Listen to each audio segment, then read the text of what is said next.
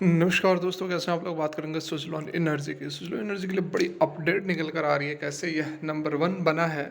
सारा कुछ समझने जानेंगे इसी वीडियो में। रिक्वेस्ट रहेगी, वीडियो अच्छी लगे तो लाइक करके हमें मोटिवेट करें, चैनल को सब्सक्राइब कर ले जेन्युइन कंटेंट के लिए। तो सुज़लोन एनर्जी की चार्ट की यदि हम बात करें तो पिछले 2 दिनों से सुज़लोन एनर्जी के अंदर हमें तेज़ी देखने को मिल रही है। लगातार 3 दिनों की यह गिरावट हुई थी और गिरावट होने के बाद, ठीक है, गिरावट होने के बाद फिर से फ्राइडे को एक ग्रीन कैंडल बनी थी और आज मंडे को, हालांकि मंडे को आज जो कैंडल बनी है इसके अंदर बॉडी नहीं है। एक देख सकते हैं डोजी टाइप की यह कैंडल है जिसमें कि बॉडी नहीं होती, ऊपर और नीचे की तरफ विग है।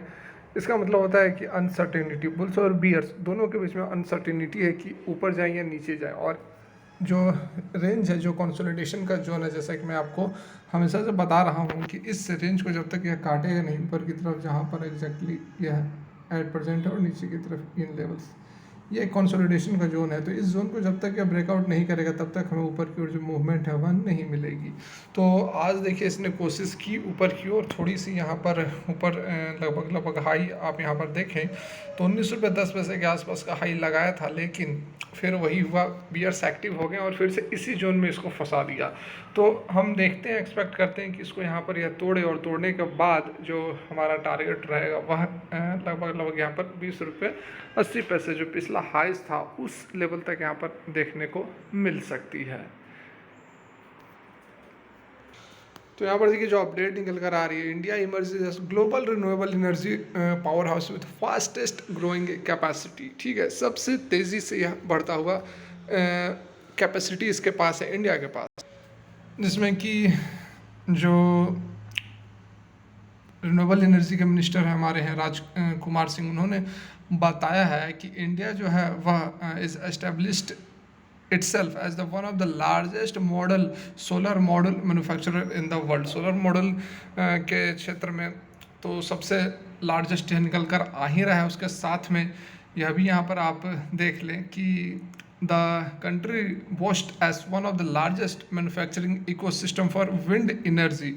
ठीक है, विंड एनर्जी के लिए भी सबसे बड़ा यहाँ पर इकोसिस्टम यह बन के निकल रहा है। देख लीजिए, the country boast as one of the largest manufacturing ecosystem for wind energy and is experiencing rapid growth in solar capacity, propelling India to with the global leader in the renewable energy. बिल्कुल यहाँ पर global leader बन के निकलने वाला है हमारा India, और जिसमें कि ऊर्जा ग्लोबल और सुज़लोन एनर्जी जैसी जो कंपनियां हैं, डेफिनेटली यहाँ पर ऊर्जा ग्लोबल की यदि बात करें तो उसके फंडामेंटल्स बहुत अच्छे नहीं है, लेकिन जो काम वह करती है उस क्षेत्र में सरकार की पॉलिसीज़ अच्छी निकल कर आ रही है। तो उस कारण से थोड़ी बहुत जो है तेज़ी हमें ऊर्जा ग्लोबल के अंदर भी देखने को मिल सकती है। फिलहाल यहाँ पर सुज़लोन एनर्जी भी बहुत ही ज़बरदस्त तरीके से काम काज करती हुई नज़र आ रही है, क्योंकि जो कैपेसिटी है वह बहुत ही ज़बरदस्त तरीके से इंडिया अपना निखार पा रहा है। जो भी हिडन जो विंड पावर के थ्रू इलेक्ट्रिसिटी प्रोड्यूस करते हैं, उस तरह का एनवायरनमेंट, उस तरह की पॉलिसीज़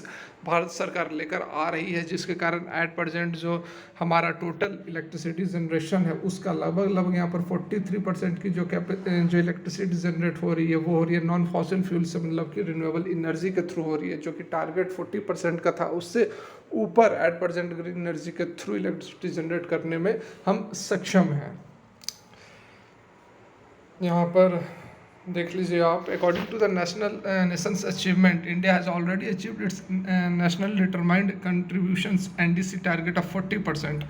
जैसे कि अभी आपको बताया कि 40% का जो टारगेट है उसको यहाँ पर अचीव कर लिया from renewable sources ahead of the schedule से पहले ही यहाँ पर अचीव कर लिया है। Government remain steadfast in its commitment to achieve 50% तक का जो गोल है वह 2030 तक का यहाँ पर टारगेट रखा गया है। 500 गीगावाट तक का जो एनर्जी है वह रिन्यूएबल सोर्सेज के थ्रू, नॉन फॉसिल फ्यूल्स के थ्रू यहाँ पर जनरेट करने की बात की जा रही है।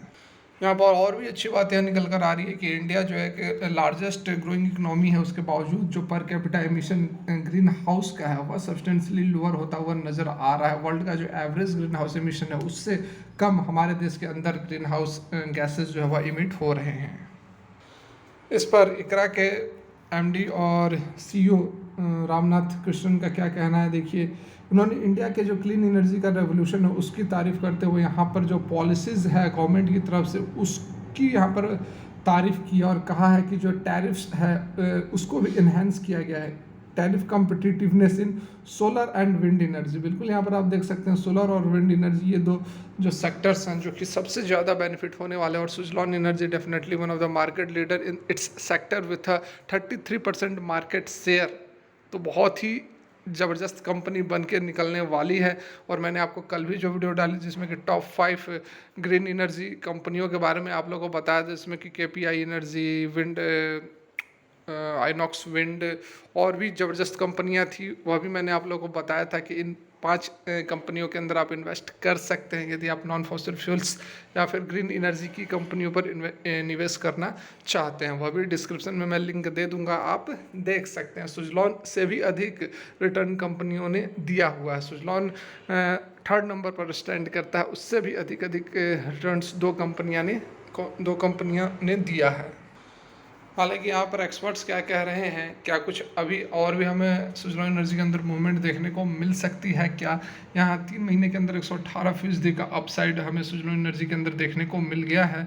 अब फर्दर क्या कुछ बातें बताई जा रही हैं, तो जैसा कि अब कुछ एक्सपर्ट्स हैं वह डिफेंसिव होते हुए नज़र आ रहे हैं सुजलॉन एनर्जी को लेकर, और उनका कहना है कि करंट लेवल पर प्रॉफिट बुक की जा सकती है। अभिजीत जो कि टिप्स टू ट्रेड से, उनका भी यहाँ पर कहना है कि डेली चार्ट के ऊपर बेयरिश नज़र आ रहा है और अगला जो रेसिस्टेंस 19 रुपये 40 पैसे पर रह सकता है। प्रॉफिट बुकिंग की जा सकती है करंट लेवल्स पर, जो कि 17 रुपये 70 पैसे पर सपोर्ट भी बना रहा है।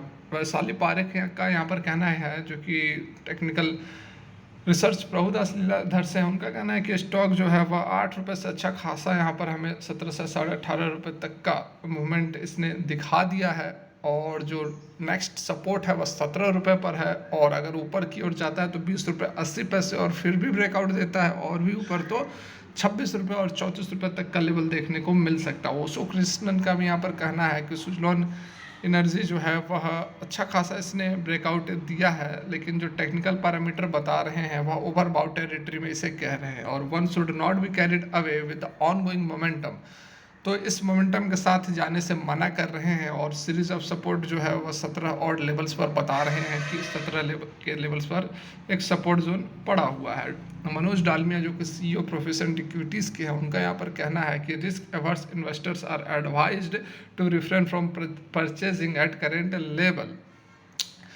तो जो रिस्क ज़्यादा नहीं ले सकते हैं, नहीं लेना चाहते, वो करंट लेवल पर परचेजिंग ना करें, और करना ही है तो 21 रुपये के ऊपर जो यदि ब्रेकआउट होता है तो वहाँ पर जो है परचेजिंग की जा सकती है। फिर ऊपर की ओर तो 30 रुपये तक का टारगेट यह बता रहे हैं। 21 रुपये पर यदि यह क्लोज दे देता है, इससे ऊपर क्लोज दे देता है तो देखिए यहाँ पर जैसा कि मैंने आप लोगों को बताया, जो चार्ट पैटर्न है वो अभी हम देखते हैं कि किस तरह का नज़र आ रहा है। यदि लेवल को ब्रेकआउट नहीं कर पाता, एक चीज़ और भी है कि यदि जैसा मैंने अभी कंसोलिडेशन जोन आप लोगों को दिखाया, यदि उस लेवल को यह ब्रेकआउट नहीं करेगा तो टेक्निकल सेटअप्स जो होते हैं, जो प्राइस एक्शंस होते हैं, वह बताते हैं बहुत कुछ कि हाँ अब जो है ऊपर की ओर ब्रेकआउट होना मुश्किल है।